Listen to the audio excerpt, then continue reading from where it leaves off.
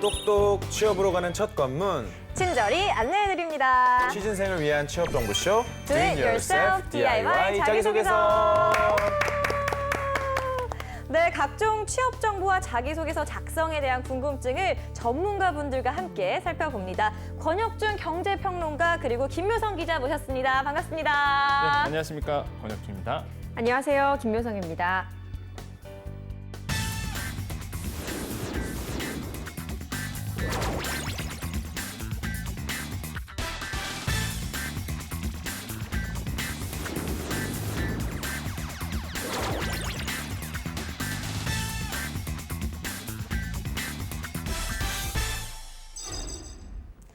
자, 먼저 자기소개서의 주인공 만나보겠습니다. 주인공이 희망하는 오늘의 기업, 너를 보여줘. 네, 나왔습니다. 오늘의 기업은 바로 한미약품입니다. 오랜만에 제가 아는 기업이 나왔습니다. 한미약품 하면은 우리나라 대표 제약 기업으로 얘기할 수 있잖아요. 네, 처음 그렇습니다. 설립은 어떻게 된 건가요? 네, 한미약품은 1966년 중앙대학교 약학과를 졸업한 임성기 회장이 임질과 매독에 대한 치료약을 전문적으로 판매한 임성기 약국에서 출발했습니다. 당시 베트남전 참전 용사들의 해당 약품 구매가 폭발적으로 늘어나면서 그 자본금을 가지고 1973년 한미약품사를 창업하게 된 겁니다. 그리고 2000년에 항암제인 파클리탁센을 입으로 먹는 버전으로 개발해서 특허를 따냈고요. 네. 미국 식약청의 시판 허가를 통과하면서 수출길이 열리게 됐습니다. 그때부터 기업이 폭풍 성장을 하게 된 거죠. 네. 아니, 저는 한미약품 이름만 들어봤지 또 이런 뒷얘기가 있는 줄은 오늘 처음 알았거든요. 그렇다면 한미약품의 주력 사업을 딱 정의하자면 어떤 게 있을까요? 네, 일단 뭐 처방전, 그러니까 의사들이 처방하는 그 처방전에 들어가는 전문 의약품 분야에서요. 네. 말 그대로 계량신약과 그다음에 제네릭, 그러니까 복제약 분야라고 얘기하죠. 요게 이제는 주요 산업 분야라고 볼 수 있겠는데 신약 같은 경우는 그런 겁니다. 오리지널에서 약간 더 기술이 투입돼서 새로운 약효를 낼 수 있는 이런 게 바로 신약이겠고 계량신약이겠고 제네릭 같은 경우에는 이제 특허가 만료된 오리지널 약에서 그걸 그대로 복제해서 쓰는. 그래서 요 두 가지 이제 포트폴리오가 굉장히 또 매출에서 굉장히 신장을 했죠. 네. 오, 한미약품이 제품 개발에 엄청난 공을 또 들여왔다고 하죠. 그렇죠. 대한민국 제약업계 중에서 정말 한미약품처럼 R&D에 많이 투자하는 기업은 없는 것 같아요. 정말로 업계에서도 정말 기술 투자에 많은 투자를 하고 있는 회사가 바로 한미약품이다. 이렇게 소문도 나 있고요. 사실 그 투자 비중이 10% 넘는 곳이 7개 곳에 불과하거든요. 그중에서 이제 한 군데가 바로 한미약품이고 무엇보다 13년 동안 9천억이라는 정말로 천문학적인 금액을 투자해서 네. 만든 바로 회사가 바로 한미약품이다라고 말씀을 드릴 수 있겠죠. 그래서 1000여 개의 특허를 따냈고요. 그런 특허가 지금의 이제 한미약품을 만들었고 매출을 좀 신장시키고 있다라고 볼 수가 있겠습니다. 대표적인 게 2004년도 고혈압 치료제가 미국 특허를 받았고요. 2006년도에는 세계 최초로 유소화용 이제 해열 시럽제 이것도 이제는 기본적으로 계량신약 출시를 했고요. 2008년도에는 주사용 항생제가 FDA, 그러니까 미국 FDA로부터 이제 승인을 받기도 했었죠. 그러니까 이러한 히스토리, 이러한 연영을만 봐도 정말로 R&D에 많이 투자하는 회사가 바로 한미약품이다라고 말씀드리겠습니다. 네, 2015년에는 소위 대박이 터졌다고 하네요. 그때 주식시장이 들썩들썩했다고 하던데 맞나요? 네, 그렇습니다. 지난 2015년에 대한민국 제약업계 사상 최대 규모의 기술 이전 계약이 체결이 됩니다. 자세히 살펴보니까요. 바로 프랑스 제약회사 사노피에 당뇨병 치료제 기술을 이전하고 5조 원에 달하는 계약금을 받게 된 건데요. 네. 당시에 한미약품과 사노피의 계약금 규모는 전 세계 빅딜 4위에 오를 만큼 엄청난 가치였다라고 보여집니다.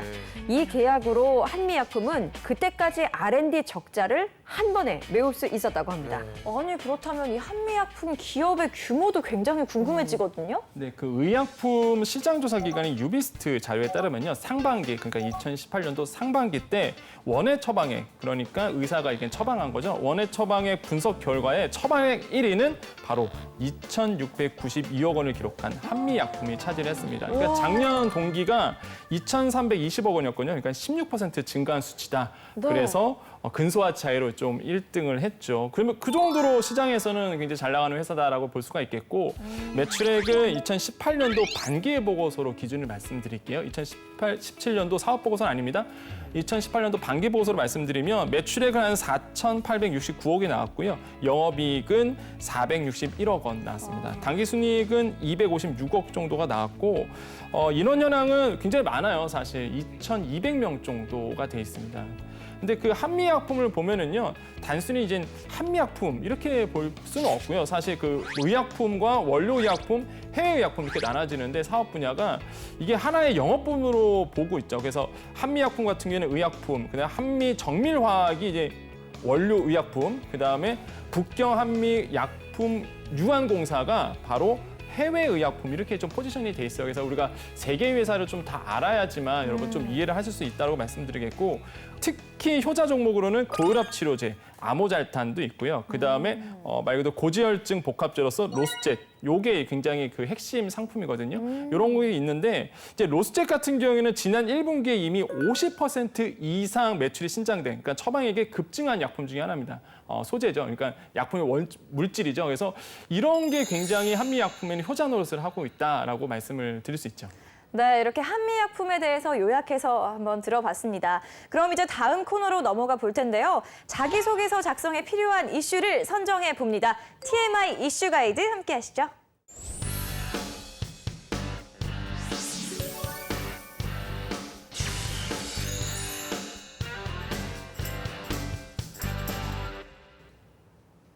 네, 기업을 지원하는데 기업에 대한 배경과 정보를 잘 모르고 있다면 서류 전형은 물론이고 면접 전형에서도 곤란한 일이 생기겠죠. 이 TMI 이슈 가이드는 그러한 기업의 모든 것을 살펴봅니다. 네, 이것만은 알고 가자 TMI 이슈 가이드. 오늘의 기업은 한미약품입니다. 그럼 본격적으로 한미약품의 환경 분석을 해보도록 하겠습니다. 첫 번째 이슈 주시죠. 제약 빅4, 일제히 영업이익 쇼크, 단순한 우연? 우연이 아니겠죠. 그러니까요, 영업이익 쇼크라고 하면 일단은 안 좋은 것 같은데요. 그러니까요. 도대체 국내 제약업계에 무슨 일이 있는 건가요? 자, 일단 먼저 살펴볼 것. 우리가 제목에서 보면 빅4가 있잖아요. 네. 빅4는 어디를 말할까요? 빅4는 제가 할까요, 그냥? 네. 네, 유한양행이고요. GC 녹십자 있고요. 네. 한미약품, 그리고 동아ST 이렇게 네 곳이 빅4인데 그래요? 국내 제약업계의 빅4라고 불리는 이 기업들이 최근 급격히 악화된 3분기 실적을 내놨습니다. 특히 매출보다는 영업이익이 급감해서 그 배경에 관심이 모아지고 있는 상황입니다. 도대체 얼마나 떨어졌길래요? 네, 일단 오늘의 기업인 한미약품만 두고 봤을 때는요. 기술 수출료 57억 원이 일단 줄어들었습니다. 전년 동기 대비 22.8% 감소한 215억 원에 그치게 된 건데요. 사실 연구개발비가 9.8% 감소하면서 영업이익에 도움을 줬는데도 기술 수출료 영향이 더 컸던 거죠. 그렇다면 이렇게 제약업계가 전체적으로 휘청거리는 이유가 뭔지 권 평론가님의 분석 부탁드립니다. 뭐 총 세 가지로 좀 들 수가 있어요. 이거는 뭐 한미약품뿐만 아니라 기본적으로 우리나라의 그 제약업체들의 공통적인 이슈였는데 바로 그 R&D를 투자하다 보니까 아무래도 판관비가 높아지잖아요. 그러다 보니까 영업이익이 좀 떨어질 수밖에 없는 부분도 있겠죠. 맞습니다. 한미약품을 기준으로 보면은요. 3분기 매출이 한 2,353억 원 나왔고 영업이익이 215억 원, 그다음에 순이익이 94억 원을 기록했는데 그 같은 기간에 R&D 투자 비용이 매출 대비해서 한 17.4%, 그러니까 409억 원을 기록을 했거든요. 그러니까 무슨 얘기냐면 올 3분기 한미약품 영업이익은 지난해보다 같은 기간보다 22% 정도 감소를 했고 순이익은 한 63% 감소된 수치예요. 그러니까 이익은 감소됐고 사실 R&D 투자가 많다 보니까 조금이라도 말 그대로 계산상 보면은 어떤 착시 효과처럼 말 그대로 좀 판매 단기 순이익이 좀 떨어질 수밖에 없었던 부분이고 두 번째로는 이제 1111이라고 임상 실험이 중단된 부분이 있습니다. 그러니까 임상 실험이 중간에 중단되다 보면 사실 뭐 주가도 그렇지만 굉장히 큰 타격을 받거든요. 그러니까 네. 이런 이슈도 있었고 마지막으로는 북경 한미 아까 말씀드렸습니다. 북경 한미 매출 성장이 기대한 것보다 말 그대로 컨센서스가 좀 낮았다. 컨센서스보다 좀 낮았기 때문에 네. 이런 부분이 좀 있었어요. 뭐냐면 3분기에 매출이 한 551억 원 정도 나왔거든요. 그러니까 적지는 않았는데 사실 기대한 것보다 많이 낮게 나왔기 때문에 아무래도 언론 보도라든지 아니면 많은 분들이 아무래도 한미약품이라든지 전체적으로 제약업계가 좋지 않았다라고 이제 평가를 하고 있는 것 같습니다. 네. 자, 제약업계가 동시에 실적 악화를 보였다고 하니까 좀 걱정이 되기도 하는데요. 네. 자, 앞으로도 계속 힘든 상황인가요, 그러면? 근데 사실 그렇지만 않아요. 제가 봤을 때도 아니면 많은 전문가들 봤을 때도 사실 R&D 투자는요 단기적 요인으로 보면은 당연히 이제 판관비 쪽이 높아지니까 영업이익이 떨어질 수밖에 없는 거죠. 하지만 장기적인 요인으로 본다면 제약업체가 R&D 투자 안 한다? 이거는 말 그대로 먹거리 찾지 않는다는 얘기거든요. 오히려 장기적으로 봤을 때 R&D 투자이기 때문에 매출이익이 떨어졌다면 오히려 장기적으로 봤을 때는 오히려 장점이 될 것이다. 그래서 제가 봤을 때 아니면 많은 전문가가 봤을 때 한미약품이 단기적인 이슈이지 이게 장기적인 요인은 아니다라고 평가해 볼 수 있겠죠. 네, 뭐 한미약품을 비롯한 국내 제약 업계가 하루빨리 실적 부진에서 벗어나서 좋은 소식 들려주길 바라보겠습니다. 그럼 계속해서 다음 이슈 확인해 볼까요? 그래도 여전한 한미약품 파이프라인 영역 지속적으로 확장? 네. 이게 무슨 얘기죠? 그러니까요. 저도 파이프라인이라는 게 뭔지 몰라가지고 이해가 잘 안 그러니까요. 되는데요. 네, 저도 공부했습니다. 신약 후보 물질이라고 보면 될 텐데요. 한미약품은 국내 제약회사 중에서 가장 많은 파이프라인을 보유하고 있습니다. 네. 개발 분야도 당뇨, 비만, 항암, 자가 면역 질환까지 굉장히 다양한데요. 한미약품은 또 전체 매출 중에서 자체 개발 의약품이 80%에 달합니다. 굉장히 놀라운 성과를 보여왔는데요. 그중에서 2009년에 출시한 개량 신약인 아모잘타는 연간 700억 원대의 매출을 달성하면서 작년 국내 제약회사가 개발한 전문 의약품 중에서 가장 많은 원외 처방액을 기록하고 있습니다. 네, 한마디로 말해서 언제라도 이런 또 대박을 터뜨릴 신약이 개발될 수 있다 이런 얘기가 아닐까 싶은데요. 그럼 자세한 내용 권평론가님 부탁드립니다. 네, 뭐 질문이 그렇잖아요. 파이프라인 영역 지속적으로 확장할 것인가 봤을 네. 때는 역시 한미약품이라면 장점이 바로 파이프라인을 가지고 있다. 다양한 어떤 파이프라인을 가지고 있다는 거기 때문에 많은 전문가들이 평가합니다. 계속적으로 업데이트를 하고 있는 부분이 있어요. 뭐냐면 포지오티닙이라든지 이제 롤론티스라고 그 호중구 감소증 치료제거든요. 요거 계속 업데이트하면서 파이프라인을 확장하고 있다는 부분이 있어요. 그러니까 이런 부분에서는 굉장히 또 특장점이다라고 볼 수 있겠고 특히 아까 말씀드렸던 호중구 감소증 치료제인 그 롤론티스 같은 경우에는 항암제하고 관련이 있거든요. 그러니까 이제 항암제 비중이 굉장히 높다는 부분. 그러니까 한미약품이 가지고 있는 파이프라인이 항암제라는 거는 우리가 제약회사를 이해할 때 항상 말 그대로 투자 대비 좀 ROI가 굉장히 좋은 약품 중에 하나입니다. 왜냐하면 워낙 고가하다 보니까 사실 이게 하나 팔려도 굉장히 제약업체 입장에서는 물론 아무라는 거 없어야 되겠지만은 제약업계 입장에서는 사실 항암제가 굉장히 ROI가 잘 나오거든요. 그러니까 말 그대로 이게 항암제 비중이 높다 보니까 조금 신약 파이프라인에서도 굉장히 좀 특장점을 가지고 있죠. 이렇게 항암제 파이프라인을 가지고 있기 때문에. 그다음에 최근에 이런 일이 있었어요. 급성 고수병 백혈병 치료제 개발 중인 신약 물질이 이제는 미국 FDA로부터 희귀의약품으로 이제 지정된 부분이 있었거든요. 근데 이게 굉장히 왜 핵심이냐면 네. FDA로부터 희귀만치성 질병이나 생명을 위협하는 질병을 지정하는 경우에는요, 이게 굉장히 희귀의약품으로 지정제도를 운영하고 있는데 이게 만약에 지정이 되면 어떤 일이 좋냐면 말 그대로 시판 허가 승인 시 7년간 독점권을 가지고 있었고 또 한 가지 세액공제도 되죠. 엄청 미국에서요? 그렇죠. 아시겠죠. 역시 뉴욕대. 그 굉장히 세금이 세요. 근데 이거 세액공제도 되고요. 그다음에 품목 허가 신청 시 수수료 면제.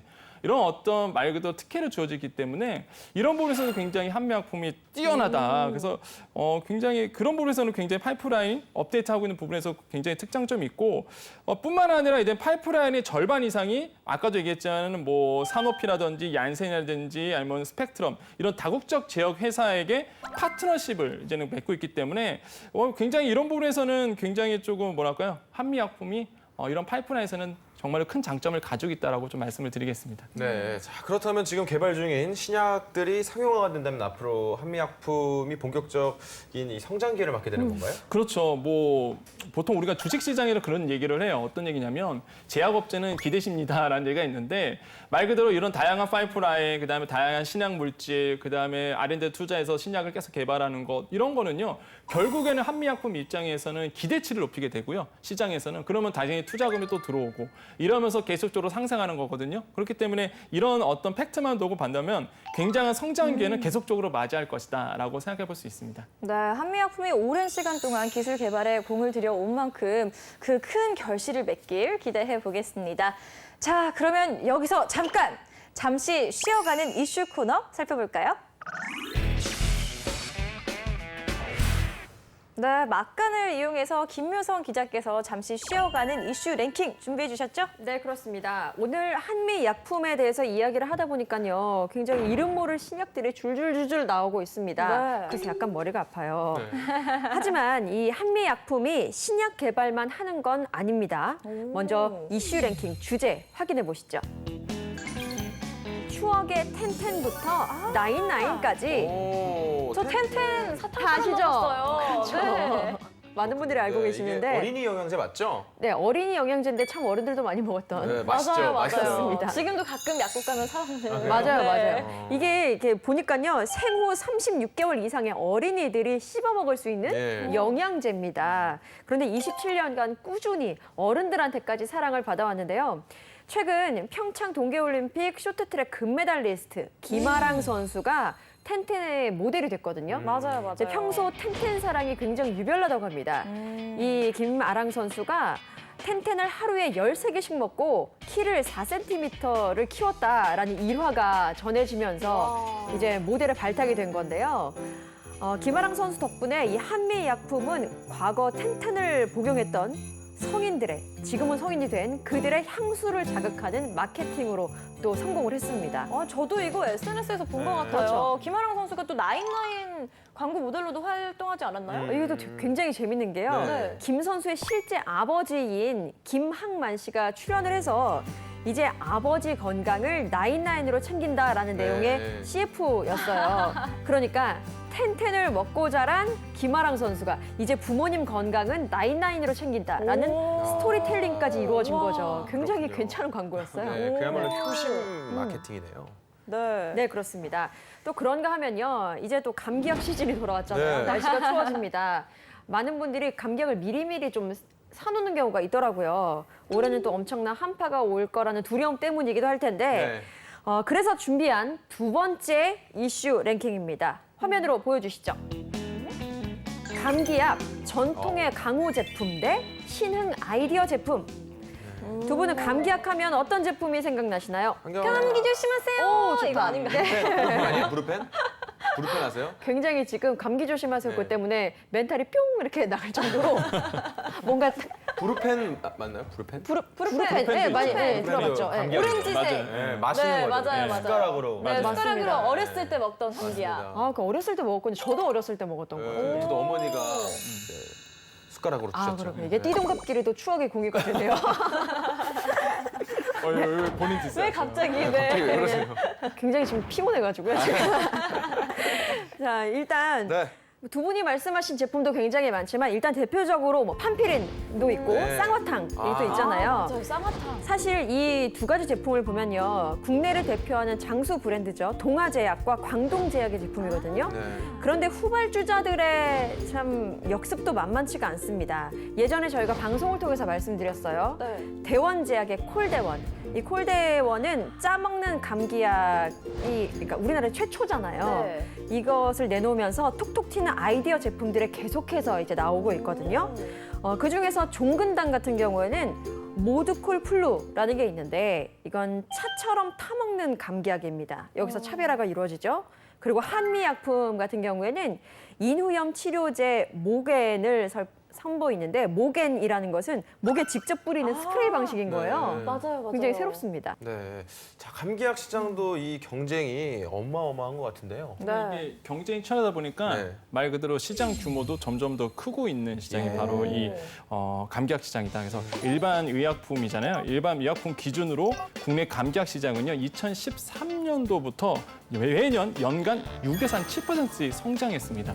그러니까 감기약 시장이 우리나라에서 한 1,800억 원 정도 규모가 된다고 밝혀져 있거든요. 그러니까 어마어마한 정말 시장이죠. 네, 뭐 선의의 경쟁을 통해서 장수 브랜드도 그렇고 후발주자들도 그렇고 모두 좀 좋은 의약품들을 개발해 주길 응원하고 있겠습니다. 그럼 계속해서 한미약품의 이슈와 환경 분석을 해보도록 하겠습니다. 다음 이슈 보여주시죠. 제약업계 경쟁 심화 속 오픈 이노베이션의 박차. 네, 오픈 이노베이션이라는 생소한 단어가 이노베이션. 나왔는데요. 자, 이럴 때 찾게 되는 우리 기자님 네. 무엇인가요? 네, 제가 땀이 나네요. 제가 친절히 설명을 해드리도록 하겠습니다. 네. 그동안 제약업계를 보면요, 자체 연구 개발 역량에 의존을 했습니다. 그래서 연구 정보를 독점하는 폐쇄형 혁신에 좀 주력해왔다라고 보여지는데요. 뭐 기껏해봐야 글로벌 제약사를 중심으로 사업 영역을 다각화하거나 혹은 기업 간 인수합병으로 혁신을 모색해왔는데 이제는 제약업계가 달라졌습니다. 왜냐하면 자본과 신약 개발 프로세스 등을 보유한 제약사 같은 경우에는요, 특수 질환에 관한 혁신 기술을 보유한 연구소, 대학, 벤처기업에 투자를 합니다. 또 이들과 제휴도 하고요. 그러면서 개방 혁신, 즉 오픈 이노베이션에 박차를 가하고 있다라고 설명을 해드릴 수 있겠네요. 네, 그렇다면 한미약품이 어떤 오픈 이노베이션 전략을 짜고 있는지 권평론가님 자세한 분석 부탁드립니다. 네네. 그 얼마 전에 그 유한양행이 실검 1위 뜬 적 있었어요. 네, 네. 맞아요. 왜 본것 그러냐면, 같아요. 왜 그러냐면 이제 레이저 티닙이라고 표적 항암제가 얀센, 그러니까 다국적 기업이죠. 얀센으로 이제 기술 이전한다. 그게 무려 금액이 1조 4천억 원 정도 된다. 기술 이전만. 그러니까 1조 4천억 원. 주가가 그 당시에 거의 뭐 엄청 뛰었습니다. 난리가 났었잖아요. 주식시장도 주식시장도 난리가 났고. 미리 좀 알려주시죠. 뭐 저도 알았으면 정말 난리가 났었고 막 실검 1위에 뜰 정도로 많은 분들이 대박이다라고 얘기를 했거든요. 네. 그런데 이게 속을 보면은요, 2015년도에 국내 바이오 벤처 제노스코라고 있어요. 여기를 10억 원에 인수를 해서 갖고 온 기술이에요. 이게 바로 우리가 지금 얘기하기는 오픈 이노베이션이죠. 네. 그러면 유한양행도 하고 있는데 그러면 한미약품은 어떤 오픈 이노베이션을 하고 있느냐? 바로 알레그로라는 이제 회사에 투자를 했습니다. 뭐냐면 2015년도에 미국 안가 전문 R&D 벤처 기업인데 알레그로에 2천만 달러를 이제 투자해서 지분을 획득했죠. 그러니까 이게 뭐냐면 그거 보면 루미네이트라고 있어요. 이제 신약 개발인데 이거를 이제 투자를 한 거죠. 공동 개발한 거죠. 그래서 한국 및 중국에 공동 개발을 한다. 그래서 이게 어떤 신약 물질이냐면 기본적으로 안과에서 많이 나오고 있는 노인성 이제 황반변 이런 거를 2차 임상까지 진행된 이거든요. 그러니까 굉장히 탁월한 어떤 선택이고 투자를 과감하게 했다라고 볼 필요 있겠고, 근데 많은 분들이 이제 오픈 이노베이션 하면은 신약 물질 아니면 신약 벤처를 투자하신 분이라고 알고 계실 텐데 그렇지 않습니다. 한미약품은 좀 특이하게 IT 기업에 또 투자를 했습니다. 어떤 거냐면 금융벤처 회사죠. 한미약품의 그 한미벤처스는요. 데이터 전문 기업인 에비드넷에 60억 원을 투자를 했습니다. 에비드넷에. 그런데 그러면 왜 신약 물질이나 제약회사 벤처가 아니라 이렇게 데이터 기업, 말 그대로 4차 산업과 맞물려 있는 어떤 빅데이터 기업에 투자를 했느냐?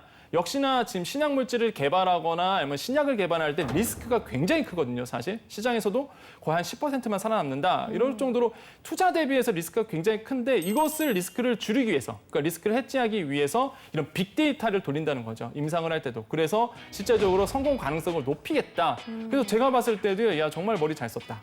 정말 투자를 잘하는구나라고 우리가 알 수 있겠고, 이런 기업이야말로 진짜 좀 시대를 앞서간다? 굉장히 오픈 이노베이션은 뭐 제약업계에도 화제지만은 한미약품에서도 굉장한 미래 전략 사업 중에서도 한 축을 차지한다라고 말씀드릴 수가 있겠습니다. 네, 이렇게 지금까지 오늘의 TMI 이슈 가이드, 오늘은 한미약품에 대해서 알아봤습니다.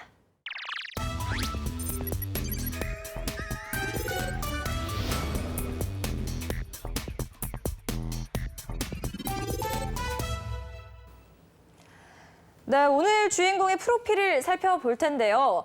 오늘의 지원 직무는 한미약품 생산직 지원자입니다. 그렇다면 오늘의 지원자가 이 관련 기업에 얼마나 적합한지 간략한 프로필부터 확인해 보겠습니다. 네, 성별은 남성이고요. 나이가 25세예요. 취미 및 특기. 취미는 축구, 게임, 여행, 그리고 특기가 그림, 문서 작업, 축구. 축구를 굉장히 좋아하시는 분 같고요. 취미에도 하나만 적어도 되는데. 그러니까요. 그리고 또 화학공학과 전공을 하셨어요. 네. 학점이 무려 3.99점입니다.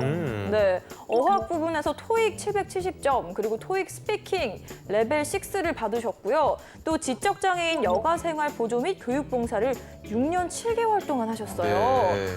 또 포도 순치기, 잡초 제거 등 농촌 봉사활동도 1년 하셨고요. 또 UN 한국학생협회 임원진 및 교내 봉사활동을 2년 3개월 동안 하셨습니다. 네. 또 자격증도 굉장히 많이 보유하고 계십니다. 화공기사 자격증, 위험물 산업기사 자격증, 컴퓨터 활용 능력 2급, ITQ OA 마스터, 한국사 능력 검정 시험 1급, 그리고 수상 경력에 교내 스터디그룹 공모전 우수상 2번, 교내 스터디그룹 공모전 장려상 1번, 또 근무 경험도 있습니다. P&H테크 생산부에서 1개월 근무하셨고요. 또 앱손 더 프라임 판매부에서 2년 3개월 근무를 하셨네요. 와. 되게 많네요. 오늘 진짜 그러니까요. 굉장히 화려해요. 네, 뭐 한 게 엄청 많습니다. 자격증도 엄청 다양하고 네. 봉사활동을 굉장히 많이 했어요. 네, 다양한 이력을 가진 그런 지원자 같은데요. 평론가님이 보시기에 오늘의 이 지원자 프로필 중에서 기업에 좀 어필할 수 있는 부분 어떤 게 있을까요? 이게 딱 보면은요, 굉장히 열심히 사셨구나라는 게 느껴져요. 아니, 맞아요. 축구 하면 시간 많이 걸리지 않나요? 맞아요. 네, 그죠? 맞아요. 축구도 하면서 이렇게 다양한 활동을 하셨는데 저는 공모전에서 우수상, 물론 교내지만은 그래도 공모전을 하려면 굉장히 열의가 있어야 되는데 네. 여기서 굉장히 뭐 우수상, 와. 장려상 받은 거 보면 정말 성실성이 좀 느껴진다라고 말씀을 드리겠습니다. 네, 그러면 2부에서 본격적으로 자기소개서를 보면서 지원 분야에 적합한 인재인지 살펴보도록 하겠습니다.